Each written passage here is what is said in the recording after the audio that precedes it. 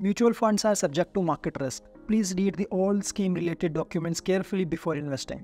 आपने mutual funds related communications में ये लाइंस ज़रूर सुनी होंगी, बट ये लाइंस एग्जैक्टली है क्या, क्यों यूज़ होती हैं, एक इन्वेस्टर के लिए ये लाइन क्यों इंपॉर्टेंट है। Hi guys, welcome back to our channel सेंट्री शाला बाय सेंटर सिटी, आपका wealth partner. My name is Anuj and you are watching NISM series 5A pass for sure videos. हम अब तक की वीडियोस में 4 चैप्टर्स कवर कर चुके हैं। Chapter 1 investment landscape, second is concept and role of mutual funds, legal and regulatory framework. ये सारे के सारे चैप्टर्स हमने कवर कर लिए हैं। आज हम जिस चैप्टर की बात करेंगे वो है स्कीम रिलेटेड इन्फॉर्मेशन। जब हम ये बात करते हैं investor should read all scheme related documents, तो ये कौन से डॉक्यूमेंट्स हैं, एक इन्वेस्टर को लिए ये क्यों इतना इंपॉर्टेंट है और इन्वेस्टर को कोई भी इन्वेस्टमेंट डिसीजन लेने से पहले इनको क्यों पढ़ना चाहिए। आज का ये सारा का सारा चैप्टर इन्हीं टॉपिक्स पे बेस्ड है। तो कौन से हैं ये documents? So basically there are 3 kind of documents. So first document is SID, scheme information document. Second is SAI, statement of additional information, and the third is KIM, key information memorandum. एक investor के लिए ये तीनों ही documents बहुत important है। इन्हीं documents को पढ़ के एक mutual fund investor final decision ले सकता है कि उसको कौन से म्यूचुअल फंड में इन्वेस्ट करना है। कोई भी इन्वेस्टर म्यूचुअल फंड में इन्वेस्टमेंट करने के लिए कोई ना कोई अपने फाइनेंशियल गोल्स पूरा करने के लिए इन्वेस्टमेंट करता है, जो उसके ऑब्जेक्टिव्स हैं। और अगर स्कीम का ऑब्जेक्टिव भी उस इन्वेस्टर के ऑब्जेक्टिव से मैच हो रहा है तो वो उस स्कीम में इन्वेस्टमेंट कर सकता है। लेकिन उसको कैसे पता चलेगा कि स्कीम का जो इन्वेस्टमेंट ऑब्जेक्टिव है या स्कीम की जो इन्फॉर्मेशन है वो उससे उसके गोल प्लानिंग से कैसे मैच कर रही है। सो आज की इस वीडियो में हम यही डिस्कस करेंगे। तो जैसे कि मैंने आपको बताया, देयर आर 3 इंपॉर्टेंट डॉक्यूमेंट्स। तो फर्स्ट इज SAI की बात करते हैं। What is SAI? देखिए, उससे पहले मैं आपको ये बता दूं, म्यूचुअल फंड में जब आप इन्वेस्टमेंट करते हैं सो ये एक तरीका कॉन्ट्रैक्चुअल एग्रीमेंट बन जाता है, जिसमें आपने इन्वेस्टमेंट कर दी है तो ये माना जाता है कि आपको स्कीम्स के रिस्क फैक्टर पता है, आपको म्यूचुअल फंड का पता है, आपको ये पता है कि म्यूचुअल फंड कैसे काम करता है, पोर्टफोलियोज क्या है। एक बार म्यूचुअल फंड में इन्वेस्टमेंट करने के बाद आप ये नहीं बोल सकते हैं कि मुझे इन्वेस्टमेंट समझ नहीं आई थी, या मुझे इन्वेस्टमेंट ये में नहीं करना था, या मार्केट की वोलेटिलिटी के लिए अगर आपका पोर्टफोलियो आप देख रहे हैं कि डाउन हो गया है तो फिर उस केस में आप ये नहीं बोल सकते हैं कि मुझे म्यूचुअल फंड में इन्वेस्टमेंट नहीं करनी थी, या मेरे को म्यूचुअल फंड में इन्वेस्टमेंट के बारे में बताया नहीं गया था। एक AMC या म्यूचुअल फंड कंपनी ये मान के चलती है कि आपने सारे के सारे डॉक्यूमेंट्स, जो भी लीगल डॉक्यूमेंट्स हैं, उनको आपने पढ़ लिया है, अच्छे से समझ लिया है, और उसके बाद ही आप इन्वेस्टमेंट के लिए आए हैं। So therefore an investor cannot claim that he did not read all these documents. जब मैं SID की बात करता हूँ, स्कीम इंफॉर्मेशन डॉक्यूमेंट भी, तो जैसा कि नाम सजेस्ट कर रहा है, SID scheme information document, scheme के बारे में जो भी इंफॉर्मेशन है वो सारा का सारा SID में मिलता है। स्कीम में कौन कौन सी इंफॉर्मेशन आ सकती है, एक कौन सी स्कीम है, इक्विटी स्कीम है, डेट स्कीम है, या हाइब्रिड स्कीम है, उसके पोर्टफोलियोज क्या हैं, उसका रिटर्न क्या है, स्कीम के अंदर लिए जाने वाले एसेट एलोकेशन क्या है, स्कीम का रिस्क कितना है, जो भी स्कीम रिलेटेड इन्फॉर्मेशन होगी, और स्कीम का ऑब्जेक्टिव क्या है, स्कीम की स्ट्रेटजी क्या है, इन्वेस्टमेंट स्ट्रेटजी क्या है, ये सारी की सारी चीज़ें SID में आती है। Statement of additional information second. SAI में सारी की सारी एडिशनल इन्फॉर्मेशन आ जाती हैं, जैसे ट्रस्टी कौन है, कस्टोडियन कौन है, AMC कौन है, ट्रस्टी डीड के बारे में आप जान सकते हैं, AMCs के ऑफिस के बारे में आप जान सकते हैं, इवन रजिस्ट्रार के ऑफिस कहाँ हैं, और जो डायरेक्टर हैं, स्पॉन्सर हैं, उनके बारे में भी इंफॉर्मेशन दी जाती है। जो anything not related to schemes वो SAI में आएंगे। Both documents are prepared in the format prescribed by SEBI and submitted to SEBI। Both documents are prepared in format prescribed by SEBI and submitted to SEBI। जो भी documents हैं, SEBI ने एक prescribed format बताया है, उसी format में ये दोनों चीजें एक AMC को ड्राफ्ट करनी है और SEBI को सबमिट करनी है। SEBI डिसएग्री या एग्री नहीं होता है, SEBI सिर्फ अपनी ऑब्जर्वेशंस देता है कि क्या चीज़ें कुछ आपको ऐड करना है या कुछ सब्ट्रैक्ट करना है। इसीलिए बोला जाता है these documents are vetted by SEBI but not approved by SEBI। वैसे तो SID एंड SAI एक सेपरेट डॉक्यूमेंट्स हैं, बट अगर टेक्निकली मैं बात करूं तो SAI is a part of SID। देखिए, जो इन्वेस्टर्स हैं they are not sophisticated knowledgeable person of finance, इन चीज़ों की ज़्यादा उनको नॉलेज नहीं है। सो इसीलिए SEBI ने बहुत क्लियरली बोला है, जो भी आप इंफॉर्मेशन SID में डालेंगे या SAI में डालेंगे या KIM में डालेंगे, वो बहुत ही सिंपल टर्म्स में होनी चाहिए, एक लेमैन को समझ आना चाहिए। कोई टेक्निकल वर्ड्स अगर आप यूज़ कर रहे हैं तो उन टेक्निकल वर्ड्स की डेफिनेशन बिल्कुल प्रॉपर तरीके से दी जाए ताकि किसी को भी पढ़ने में बहुत आसानी हो और वो आसानी से अपना इन्वेस्टमेंट डिसीजन ले पाए। ये सारे डॉक्यूमेंट सेबी की वेबसाइट पे, एमफी की वेबसाइट पे और एक इंडिविजुअल म्यूचुअल फंड की वेबसाइट पे भी अवेलेबल है। अब हम बात करते हैं ऑब्जेक्टिव ऑफ दीज डॉक्यूमेंट्स।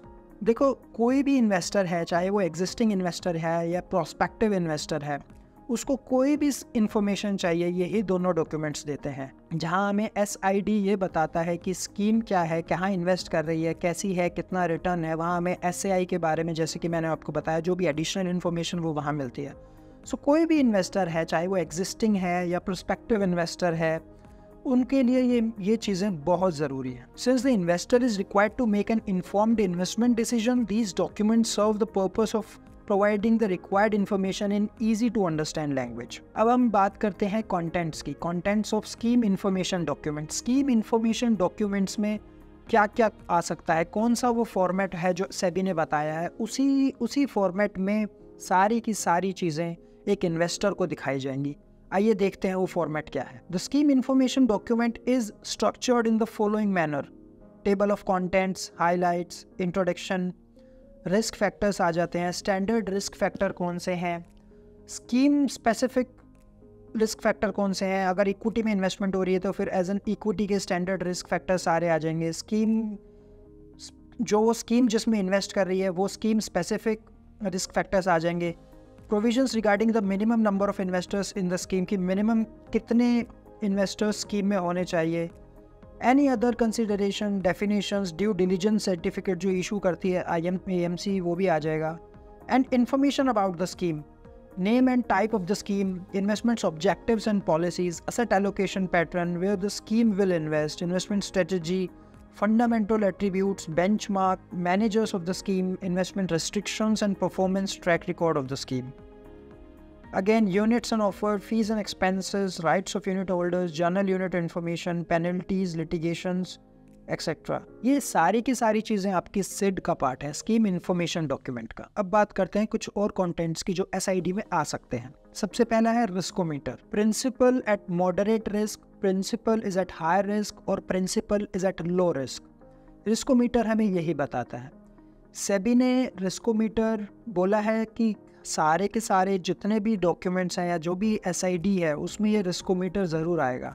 एक इन्वेस्टर एक रिस्कोमीटर देख के ये बता सकता है या उसको ये पता चल सकता है कि उसका इन्वेस्टमेंट जो प्रिंसिपल है वो कितने रिस्क पे है, वो मॉडरेट रिस्क पे है, वो लो रिस्क पे है या वो हाई रिस्क पे है। जनरली हाई रिस्क में इक्विटी कैटेगरी आ जाती है। इक्विटी कैटेगरी में भी इंडेक्स फंड्स जो हैं उनको हाई रिस्क पे रखा गया है, स्मॉल कैप्स को हाई रिस्क पे रखा गया है। मॉडरेट रिस्क पे हाइब्रिड फंड्स आ जाते हैं और लो रिस्क पे डेट स्कीम्स आ जाती हैं।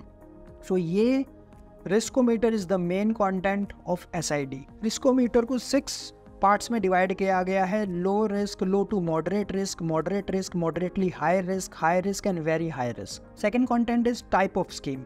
स्कीम का टाइप क्या है, स्कीम एक ओपन एंडेड स्कीम है या क्लोज एंडेड स्कीम है। ओपन एंडेड और क्लोज एंडेड बहुत अच्छे से चैप्टर 2 में समझाया गया है, चैप्टर 2 में, कि ये क्लोज एंडेड फंड्स कौन से होते हैं और ओपन एंडेड फंड्स कौन से होते हैं। सो SID में ये कंटेंट बहुत क्लियरली आना चाहिए कि फंड किस तरीके का है, एक फंड ओपन एंडेड है या क्लोज एंडेड है। फिर से मैं बता रहा हूँ आपको, ओपन एंडेड स्कीम्स में आप कभी भी एंट्री कर सकते हैं और कभी भी एग्जिट कर सकते हैं। क्लोज एंडेड फंड्स में ऐसा नहीं है, 15 दिन के लिए ही NF ओपन होता है, उसी में आपको इन्वेस्टमेंट करनी होती है और फिर जो ड्यूरेशन है फंड की उसके बाद आपका ऑटो रिडेम्पशन होता है इसमें।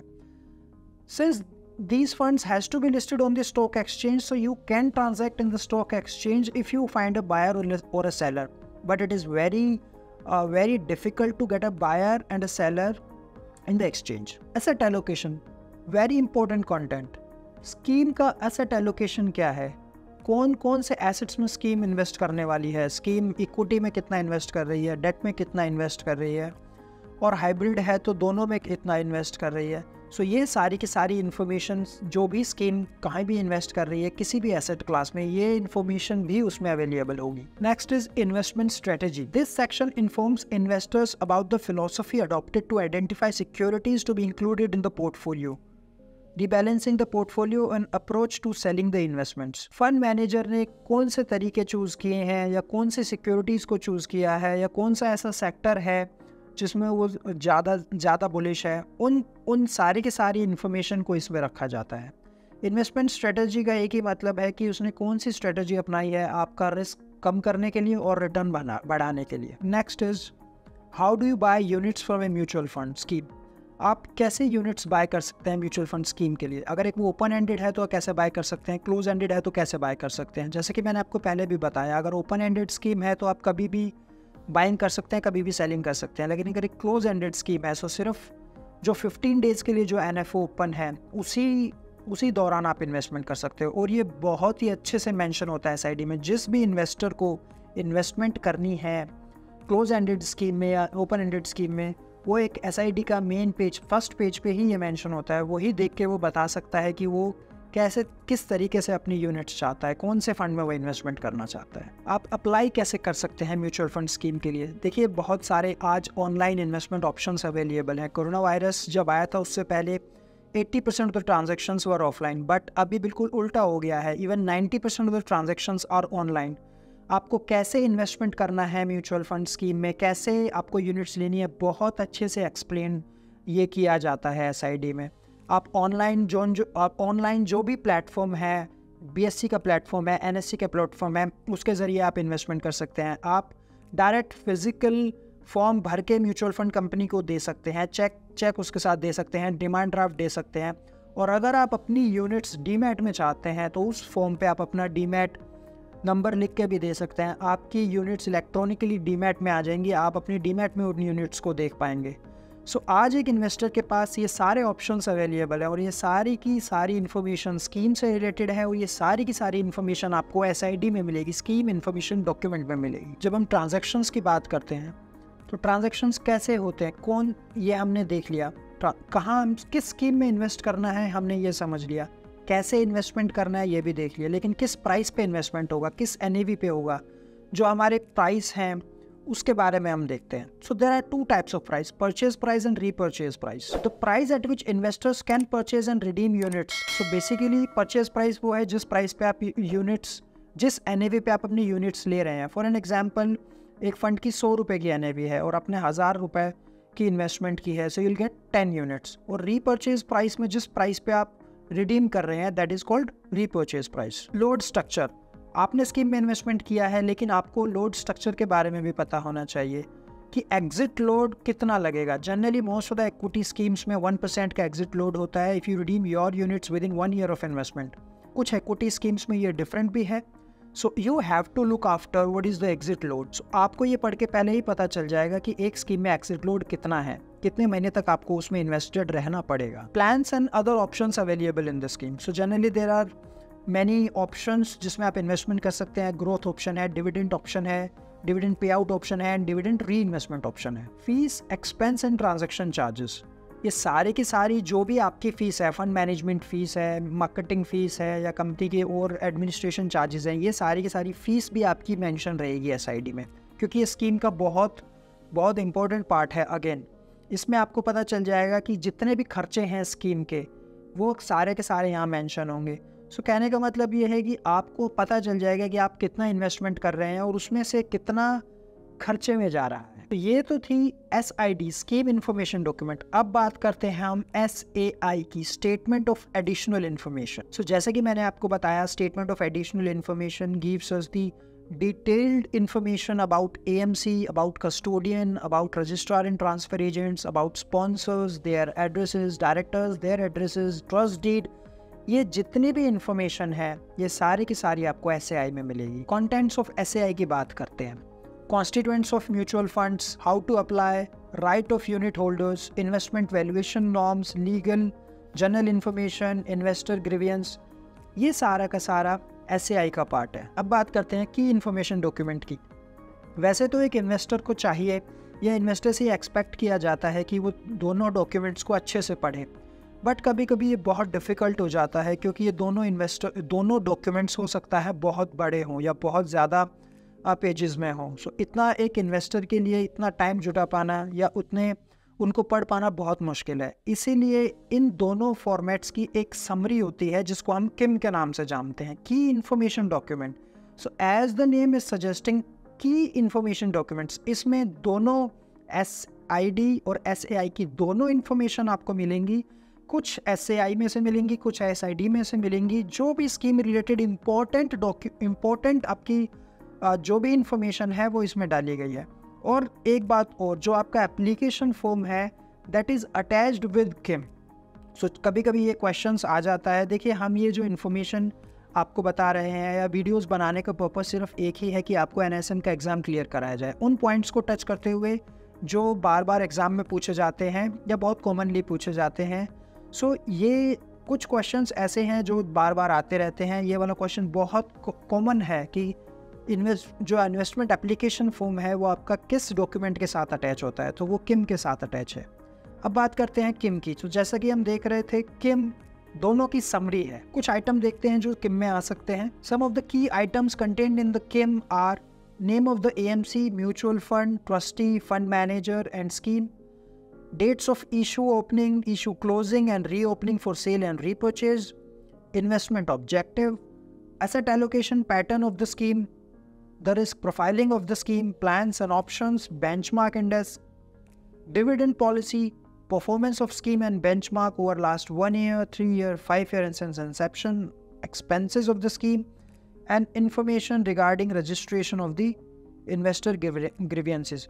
सो ये सारी की सारी इन्फॉर्मेशन आपको किम में मिलेगी। सो सिर्फ एक किम को पढ़ के भी आप एक इन्वेस्टमेंट डिसीजन ले सकते हैं। सारी इन्फॉर्मेशन, किम की इन्फॉर्मेशन पढ़ के आपको ये पता चल सकता है कि कौन सी स्कीम में इन्वेस्टमेंट करना है, कितना रिस्क है उसमें, क्या एसेट एलोकेशन है, कौन फंड मैनेजर है। ये सारी की सारी इन्फॉर्मेशन आप जुटा सकते हैं और अपना इन्वेस्टमेंट डिसीजन ले सकते हैं। इन्फॉर्मेशन कि जब हम बात करते हैं, इन्फॉर्मेशन कीप्स ऑन चेंजिंग, तो कोई भी इन्फॉर्मेशन कभी भी चेंज हो सकती है। सो इस चेंज इन इन्फॉर्मेशन के लिए हमें अगेन हमारे ऑफर डॉक्यूमेंट्स को भी अपडेट करना पड़ेगा। सेबी ने बहुत क्लियरली बोला है कि कब कब हम इन डॉक्यूमेंट्स को अपडेट कर सकते हैं, या कोई भी फंडामेंटल चेंज हुआ है किसी भी स्कीम में या कोई भी और चेंज हुआ है, उसको हम कैसे हमारे जो ऑफर डॉक्यूमेंट्स हैं उसमें हमें चेंज करके दिखाना है। सो कब कब दिखाना है, कैसे दिखाना है, वो अब हम देखते हैं। अपडेशन ऑफ SID या updation of scheme information document for the open ended schemes, the SID shall be updated within next 6 months from the end of the first half or second half of the financial year in which schemes were launched। Clearly बताया गया है कि जिस financial year के first half और second half में scheme launch हुई है, so within the next 6 months of the financial year वो आपको अपडेट करना पड़ेगा। So what is the procedure to change, वो अब हम आगे देखते हैं। An addendum to the existing SID shall be issued and displayed on the AMC website. SID shall be revised and updated immediately after completion of the duration of exit option. Public issue shall be given in the respect of such changes in one English daily newspaper. Updation of SAI। अब हम updation of statement of additional information की बात करते हैं कि SAI कब हमें update करना है। So regular update has to be done by the end of the 3 months of every financial year। हर साल, हर फाइनेंशियल ईयर जैसे ही पूरा होगा फाइनेंशियल ईयर, उसके विद इन 3 months हमें SAI को अपडेट करना है। Material changes have to be updated on ongoing basis and uploaded on the websites of the mutual fund and AMFI. अब अपडेशन ऑफ किम की बारी आती है। KIM shall be updated at least once in half year within 1 month from the end of the respective half year based on the relevant data and information as the end of September and March shall be filed with SEBI forthwith through electronic mode only. So KIM क्या है? KIM shall be updated at least once in half year. So हर 6 महीने में किम को update करना है। अब बात करते हैं कुछ और डिस्क्लोजर्स के बारे में। वो कौन कौन से और डिस्क्लोजर्स हैं या मैंडेटरी चीज़ें हैं जो सेबी ने बोला है कि ये भी आपके ऑफर डॉक्यूमेंट्स का पार्ट होनी चाहिए। First is portfolio disclosure. आपको स्कीम के पोर्टफोलियोज़, जो इन्वेस्टमेंट स्कीम है आपकी, जो म्यूचुअल फंड स्कीम है, उसके जो पोर्टफोलियोज़ हैं, चाहे वो इक्विटी स्कीम है या डेट स्कीम है या हाइब्रिड स्कीम है, उन पोर्टफोलियोज़ को कब कब पब्लिश करना है। बहुत ही क्लियरली सेबी ने ये बोला है कि पोर्टफोलियोज़ हाफ ईयरली पब्लिश होंगे। हर 6 महीने में आपको पोर्टफोलियोज़ पब्लिश करने हैं। आपको अपनी वेबसाइट पे पब्लिश करना है, एमफी की वेबसाइट पे डालना है। आपने जो भी सिक्योरिटीज़ हेल्ड की है पोर्टफोलियो में, उनके बारे में आपको बताना। Financial results disclosure. कंपनी के जो फाइनेंशियल रिजल्ट्स हैं, कंपनी की जो बैलेंस शीट है, कंपनी के जो अकाउंट्स हैं, ये भी आपके इन ऑफर डॉक्यूमेंट्स का पार्ट होना चाहिए। और एक इंग्लिश और हिंदी न्यूज़पेपर में भी इनको आपको पब्लिश कराना पड़ेगा। तो सेबी ने यहाँ भी एक बहुत क्लियरली बोला है कि they have to be published on an English newspaper और एन हिंदी न्यूज़पेपर, और आपके ऑफर डॉक्यूमेंट्स में भी इनको डालना बहुत ज़रूरी है। ये तो थे सारे के सारे मैंडेटरी डॉक्यूमेंट्स जो मैंडेटरी हैं एक एएमसी को पब्लिश करना। एएमसी को एक इन्वेस्टर के लिए ये इन्फॉर्मेशन बहुत ज़रूरी है देना। क्या कुछ डॉक्यूमेंट्स ऐसे हैं जो मैंडेटरी नहीं हैं? आइए उन डॉक्यूमेंट्स के बारे में समझते हैं कि वो कौन से डॉक्यूमेंट्स हैं, और क्या पता ये क्वेश्चन भी आ जाए। 4 ऑप्शंस आपको दे दिए जाए, इसमें से कौन सा मैंडेटरी है और कौन सा मैंडेटरी नहीं है, तो इस पे हमें थोड़ा ध्यान देने की ज़रूरत है। So first non mandatory disclosure is funds fact sheet. So every mutual fund, लगभग सारी म्यूचुअल फंड कंपनीज अपनी फैक्ट शीट्स निकालती हैं और लगभग मंथली निकालती हैं। सो मंथली फैक्ट शीट्स जिसमें सारी इन्फॉर्मेशन होती है, आपकी स्कीम इन्फॉर्मेशन डॉक्यूमेंट भी होगी, आपकी एसएआई भी होगी, सारी की सारी इन्फॉर्मेशन एक फंड फैक्ट शीट में मिल जाती है। इवन पोर्टफोलियोज भी मिल जाते हैं। एक इक्विटी स्कीम है, उनका बेंचमार्किंग से लेके उनका सेट एलोकेशन पैटर्न तक, उसके बारे में फंड मैनेजर का नाम और टेक्निकल चीज़ें जैसे शार्प रेशो क्या है, बीटा क्या है, स्टैंडर्ड डिवीजन क्या है, ये सारी चीज़ें भी आप उसमें देख सकते हैं। पूरा का पूरा एक आपको एक तरीके से फैक्ट शीट देख के ही आपको पता चल जाएगा कि हमें कहाँ इन्वेस्टमेंट करनी है और कैसे इन्वेस्टमेंट करनी है। सारा फंड्स के बारे में जितने भी डिटेल्स अवेलेबल है, technical plus normal plus all the fundamentals, so और विद द मार्केट व्यूज़, वो सारी की सारी आपको इन्फॉर्मेशन अवेलेबल मिलेगी। ये फंड फैक्ट शीट्स देख के आप बहुत हद तक अपना इन्वेस्टमेंट डिसीजन ले सकते हैं। So guys that was all from chapter number 5 information documents. ये जितने भी इन्फॉर्मेशन डॉक्यूमेंट्स हैं इनके बारे में हमने देखा, इनके अपडेशन के बारे में हम देखा, कौन कौन सी चीज़ें इस मैन में आपसे आ सकती हैं, कौन कौन से कंटेंट इनमें आ सकते हैं, वो हमने देखा। अगर आपको डिटेल में कोई भी टॉपिक के बारे में आपको डिटेल में इन्फॉर्मेशन चाहिए तो आप हमें कॉल कर सकते हैं, आप हमें मैसेज कर सकते हैं, कमेंट कर सकते हैं। उसके बारे में हम आपको अलग से वीडियो पे समझा सकते हैं और अलग से भी हम आपको ना समझा सकते हैं। सो आइए अब कुछ क्वेश्चंस देखते हैं चैप्टर नंबर 5 में जो बहुत कॉमनली पूछे जाते हैं। Question number 1, please read the scheme related documents carefully before investing. So ये कौन से डॉक्यूमेंट्स के बारे में यहाँ पे बताया गया है? Scheme information document, trust deed and key information memorandum, statement of additional information and fund fact sheet, या scheme information document and statement of additional information. जैसा कि हमने सीखा, statement of additional information and scheme information document, SID and SAI, these are the documents जो एक investor को देखना या पढ़ना बहुत ज़रूरी है। तो correct answer is D, scheme information document and statement of additional information. Question number 2, which of the following statement is true with respect to the scheme information document and statement of additional information? These two documents are prepared in the format prescribed by Association of Mutual Funds in India. These two documents are prepared in the format prescribed by Association of Mutual Funds India as part of AMFI's best practice. These two documents are prepared in format prescribed by the Securities and Exchange Board of India, and each asset management company is free to prepare these documents in the format they desire. बहुत ही clearly NISM की book में ये mention किया गया है कि these documents have to be prepared in the format prescribed by SEBI. Security and exchange board of India ने जो फॉर्मेट दिया है सिर्फ उसी में इन डॉक्यूमेंट्स को बनाया जाएगा, उसी फॉर्मेट में इन्वेस्टर को दिखाया जाएगा। How often should the key information memorandum B updated? At least once a month, at least once every 6 months, at least once a year, to be updated after it is issued once. So इसका answer है at least once every 6 months. So किम को हर 6 महीने में हमें update करना पड़ता है। As per the SEBI guidelines, how often should the mutual fund schemes portfolio be published? Monthly, half yearly, annually, never. ये भी हमने देखा कि half yearly, according to the SEBI, mutual fund schemes के portfolio should be published. तो answer is B, half yearly. Which amongst the following is not a statutory document? A, funds fact sheet, B, statement of additional information, C, scheme information document, या D, key information memorandum. So जैसा कि मैंने आपको already बताया, statement of additional information, scheme information document and key information memorandum, these are the statutory documents. But fund fact sheet is not a statutory document, so इसका answer है A, funds fact sheet. So guys, ये तो था chapter 5. I hope आपको ये video अच्छी लगी होगी, और जितने भी अब तक हमने वीडियो बनाई हैं, बाकी वीडियोस देखने के लिए भी आप इस चैनल को लाइक और सब्सक्राइब कर सकते हैं। और कोई भी टॉपिक जिस पे आपको वीडियो हमसे चाहिए या NISM से रिलेटेड हमें कोई वीडियो चाहिए तो प्लीज़ आप हमें कमेंट करके बताइए। Thank you so much.